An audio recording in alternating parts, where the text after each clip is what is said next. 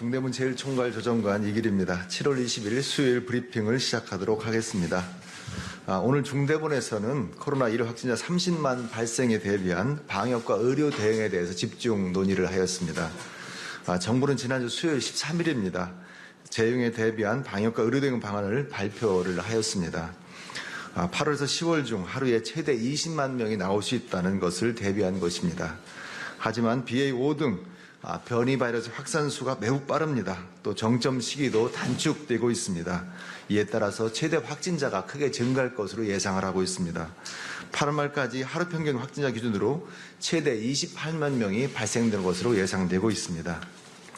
이에 따라 하루에 확진자가 30만 명 이상이 발생되더라도 국민 여러분들께서 안심하고 일상생활을 할 수 있도록 방역과 의료 대응을 포함한 추가 대책을 마련을 하였습니다. 이번 재유행 대응 정책의 목표는 일선 회복 기조를 유지하면서 방역 의료 체계를 중심으로 대응하여 위중증 사망을 최소화하는 것입니다. 먼저 방역 대응 추가 대책입니다. 치료제, 진단검사 등 방역 대응 역량을 선제적으로 준비하고 보완하였습니다. 현재 치료제는 약 77만 3천 명분을 보유를 하고 있습니다. 하루에 확진자가 30만 명이 발생되더라도 10월 말까지는 대응이 가능한 물량입니다. 이에 더해 이번 달에는 94만 명을 추가로 구입하여 더 충분하게 준비하도록 하겠습니다. 올해 하반기에 34만 명분, 내년 상반기에 60만 명분을 들여올 계획으로 있습니다. 확진자가 집중 발생하는 수도권 지역에 55개, 비수도권 지역에 15개의 임시 선별검사들을 추가로 설치하겠습니다. 진단 검사를 보다 쉽게 받을 수 있도록 하겠습니다. 또한 보건소의 선별지로서도 주중과 주말, 공휴일에도 운영하도록 하겠습니다. 운영 시간도 연장하도록 하겠습니다. 거리두기에 대해서는 이미 안내해드린 대로 일률적인 거리두기보다는 사회 각 분야별 방역 실천을 기반으로 대응해 나가겠습니다. 사회적 거리 두기만으로는 전파가 빠른 변이 확산을 완전하게 통제하기는 어렵습니다. 일상생활을 지속하면서 현 유행을 조속히 극복하기 위해서는 기본적인 방역 수칙을 철저히 준수하고 자발적으로 거리두기를 준수하는 것이 보다 필요한 상황입니다. 거리두기 실천을 통해 의료 현장의 과부하를 예방하고 결근 휴고 등을 줄여 사회 기능을 유지할 수 있습니다.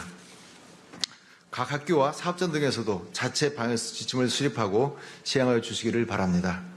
국민 여러분께서는 유행이 안정될까지는 가급적 모임을 자제하고 마스크 착용, 손 씻기 등 개인 방역수칙을 철저히 지켜주시기를 부탁을 드리겠습니다.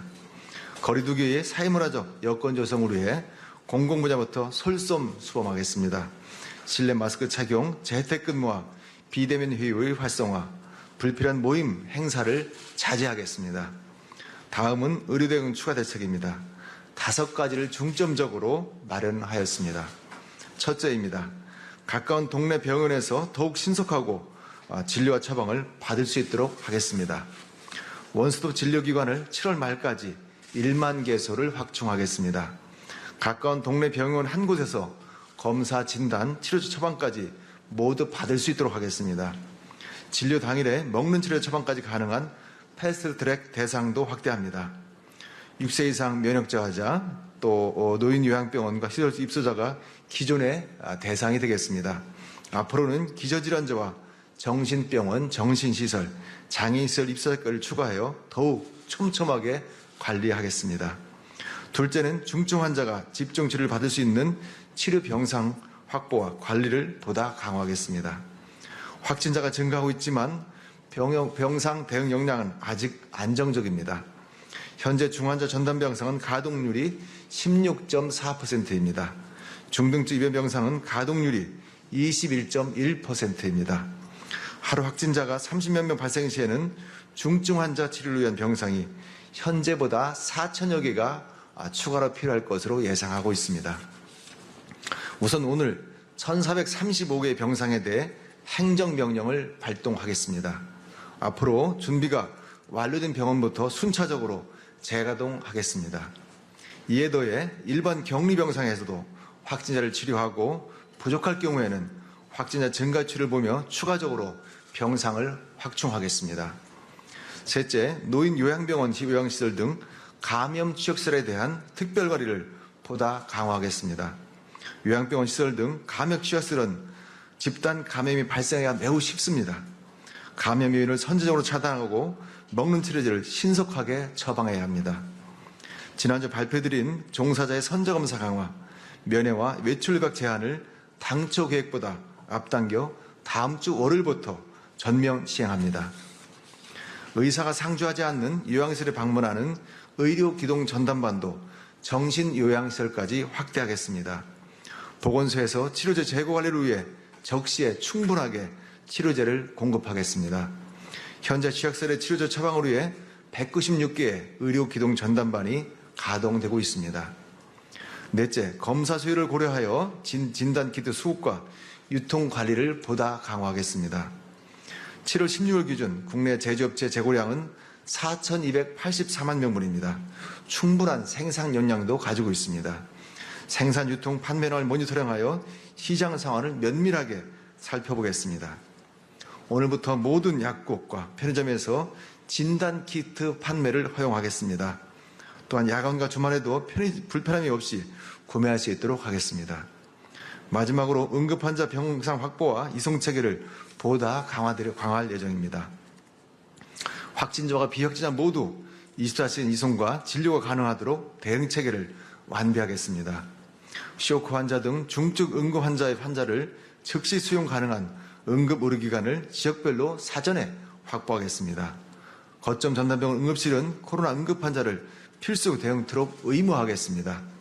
하루 15명 이상의 환자가 나타날 경우에는 중앙응급의료센터에서 지역 상황실을 가동하겠습니다.